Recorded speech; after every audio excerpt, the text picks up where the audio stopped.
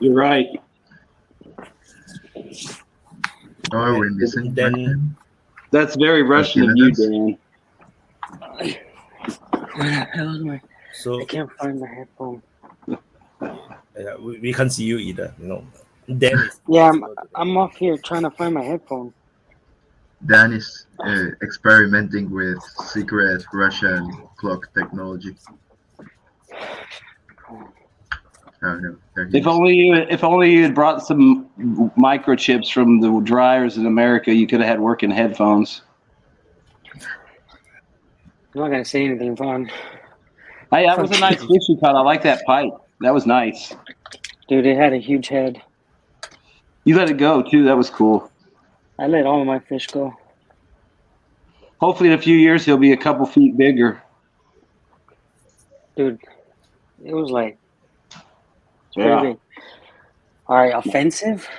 What offensive? Let's wait so we can get the full emotional damage panel together. I mean the Ukrainians are trying. The problem is the method. Do we agree with their method of their offensive? Because definitely it is offensive. The moment you are using leopard tanks, the AMX tanks, and you're getting them destroyed so publicly. Definitely this is the actual offensive. The problem is, can we agree with how they're doing it? Yeah, I can do this. Hey, what's up, y'all? What do you mean, like agree, like they're doing it badly? Yeah, we agree. Yeah. I mean, it pisses me off just because, I was on tanks, so, I look at mechanized warfare. They got these nice little units. You got a couple Leopards or whatever. Then you got some Bradleys that got 25 Bushmasters, tows with infantry that's probably got some decent, light anti-tank weapons. Then you've got the MRAPs with infantry. I mean, that's a nice little package. It's great, but then there's no fucking artillery to support it and no air cover. And as soon as they try to advance to the Russian lines, they're outside their air defense envelope of whatever is left of that. I mean, if they had air cover and more artillery, that'd be a tight little assault package. But, they're setting them in minefields and they're basically getting ambushed. I mean, I don't want to get into a whole lot of it, but I mean, it seems to me like they're going down terrain that favors the Russians, and they're basically surrounded on all sides, even where people say they've advanced. It's like, yeah, you've advanced into like a cauldron. But I just think initial impression, very bad showing, embarrassing showing, and apparently a complete lack of caring for the lives of soldiers to send them in like that, based on what I've seen. So I want to say I saw the post by the Joker hacker group, but I didn't put it into the map or report. So what they say is that based on their intel, all their air defense has been mostly taken out. So they actually supposedly they have certain level of air defense for their offensive forces, but as by the point where they start the offensive, all their Soviet era anti-air systems has been destroyed, and the Western-made one was actually pulled to the reserve positions, pulled backwards. So, which is why we are also seeing that there is literally no Russian aircraft getting shot down, despite we have so many aircraft doing airstrikes, helicopters doing, anti-tank missions. So, yeah. Not only that, but we're seeing a ton of Ukrainian aircraft getting shot down now. So essentially, the Russians are able to catch either the Ukrainians before they strike or after they strike with their aircraft, and then they are able to strike themselves with impunity because the Ukrainians have no envelope to fall back on. The thing that I have a problem with is not how they're attacking, it's where they're attacking. And just in the direction that they're attacking, it's not strategic at all. I don't see a purpose of the attacks this offensive. in the mapping, they're showing they're attacking the Zaporizhia line and all these other random places, and they're so spread apart.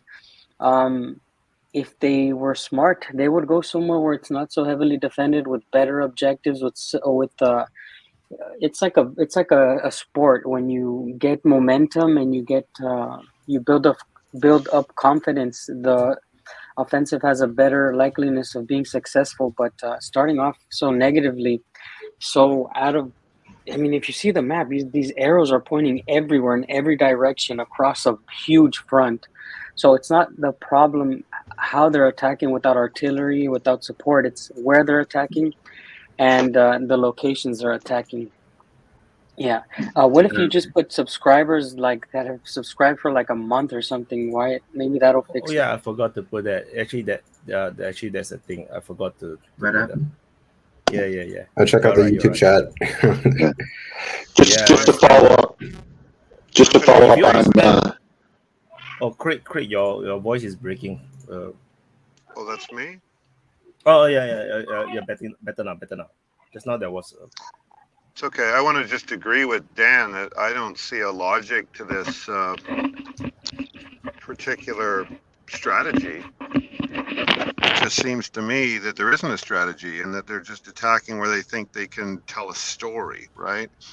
But as Dan says, if that story experience is negative, then that just makes it harder to get anyone to really, do what needs to do the next thing. So a whole lot of arrows pointing in a bunch of different directions isn't going to work.